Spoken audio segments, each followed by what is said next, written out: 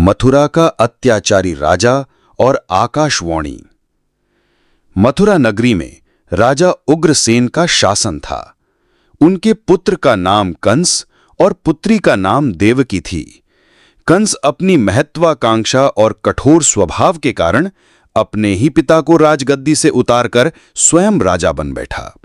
उसका शासन कठोर और निर्दयी था। प्रजा उसकी क्रूरता से सहमी रहती थी। किंतु उसी कंस के हृदय में एक कोमल स्थान था, उसकी बहन देवकी। कंस देवकी से अत्यधिक स्नेह करता था। समय बीता और देवकी का विवाह यदुवंशी सरदार वासुदेव से तय हुआ। विवाह का दिन आया, धूमधाम से उत्सव हुआ, परंतु देवकी के विदा होते समय कंस का मन विचलित हो उठा। वह स्वयं बहन और बहनोई को उनके घर छोड़ने निकला। रास्ते में अचानक आकाशवाणी गूंज उठी, हे कंस, तू जिस बहन को इतना चाहता है उसी की 8वीं संतान तेरी मृत्यु का कारण बनेगी। यह सुनते ही कंस का चेहरा कठोर हो उठा। उसने तलवार उठाई और बहन को मारने बढ़ा। देवकी रो पड़ी, भैया, मैं आपकी बहन हूं, अपने विवाह के दिन ही आप मुझे मार देंगे। वासुदेव ने कंस को समझाया, तुम्हें पाप लगेगा। मैं वचन देता हूं कि देवकी से जन्मा हर शिशु मैं स्वयं तुम्हें सौंप दूंगा। कंस रुका और शर्त रखी कि वचन निभाया जाएगा। फिर वह दोनों को लेकर मथुरा लौटा और कारागार में डाल दिया। समय बीता। देवकी ने पहली संतान को जन्म दिया। वासुदेव ने वचन निभाया और शिशु को कंस के पास ले गया। मासूम शिशु को देखकर क्षण भर के लिए कंस का हृदय पिघल गया। उसने बच्चे को लौटा दिया। लेकिन यह दृश्य देखकर देवलोक के ऋषि नारद चिंतित हो उठे। वे कंस के पास आए और एक कमल का फूल दिखाते हुए बोले, कंस, इस फूल की कौन सी पंखुड़ी पहली है और कौन सी 8वीं? हर पंखुड़ी पहली भी है और 8वीं भी।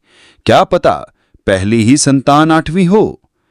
नारद के शब्दों ने कंस का भ्रम तोड़ दिया। वह तुरंत कारागार पहुंचा और शिशु को छीनकर उसे पत्थर से पटक दिया। उसके बाद उसने क्रमशः 7 संतानों का वध कर दिया। समय धीरे धीरे बीतता गया। देवकी 8वीं बार गर्भवती हुई। यह जानकर दोनों भयभीत थे। उन्होंने प्रार्थना की कि चमत्कार हो। श्रावण मास की अष्टमी की रात तूफान और घनघोर वर्षा के बीच अचानक कारागार में भगवान विष्णु प्रकट हुए। उन्होंने कहा, वासुदेव, मैं तुम्हारे पुत्र रूप में जन्म लूंगा। जन्म के बाद मुझे गोकुल में नंद यशोदा के घर पहुंचा देना और वहां जन्मी कन्या को यहां ले आना। क्षण भर बाद देवकी ने बालक को जन्म दिया। उसी समय अद्भुत चमत्कार हुआ। जंजीरें खुल गईं, दरवाजे अपने आप खुल गए और पहरेदार गहरी नींद में सो गए। वासुदेव ने बालक को टोकरी में रखा और चल पड़े। मार्ग में शेषनाग ने फन फैलाकर बालक को वर्षा से बचाया। यमुना नदी तक पहुंचने पर नदी ने स्वयं रास्ता दे दिया। वासुदेव गोकुल पहुंचे और कृष्ण को यशोदा के घर जन्मी कन्या से बदलकर वापस लौट आए। सुबह जब कारागार में कन्या रोई तो पहरेदार जाग उठे और समाचार कंस तक पहुंचा। कंस दौड़ता हुआ आया। देवकी ने प्रार्थना की कि यह तो कन्या है, इसे छोड़ दो। पर कंस निर्दयी था। जैसे ही उसने कन्या को उठाया, वह आकाश में देवी के रूप में प्रकट हो गईं और बोली, दुष्ट कंस, तुझे मारने वाला जन्म ले चुका है। समय आने पर वह तुझे तेरे पापों का दंड देगा। यह सुनकर कंस भयभीत हो उठा। गोकुल में नंद यशोदा के घर हर्ष का वातावरण था। कृष्ण की बाल लीलाएं सबको मोहित कर रही थीं। परंतु एक दिन एक नई विपत्ति सामने आई। यमुना नदी में रहने वाला कालिया नाग अपने विष से जल को जहरीला कर चुका था। पशु पक्षी और गांव के लोग उस पानी से मरने लगे थे। कृष्ण ने निश्चय किया कि यमुना को इस संकट से मुक्त कराना होगा। एक दिन वे अपने मित्रों संग खेलते खेलते यमुना किनारे पहुंचे और जानबूझकर गेंद नदी में गिरा दी। मित्रों ने उन्हें रोका, पर कृष्ण ने कहा, डरो मत, मैं ही गेंद निकाल लाता हूं। वे वृक्ष पर चढ़े और नदी में कूद पड़े। यह समाचार पूरे गोकुल में फैल गया। यशोदा और नंद बाबा रोते रोते नदी किनारे पहुंचे। बलराम ने सबको ढांढस बंधाया। नदी में कालिया नाग जाग उठा और क्रोधित होकर कृष्ण पर आक्रमण किया। दोनों में भीषण युद्ध हुआ। देवी देवता तक भयभीत हो गए, परंतु अंततः कृष्ण ने कालिया के फनों पर नृत्य किया और उसके घमंड को चूर कर दिया। कालिया की पत्नियां रो पड़ीं और क्षमा मांगने लगीं।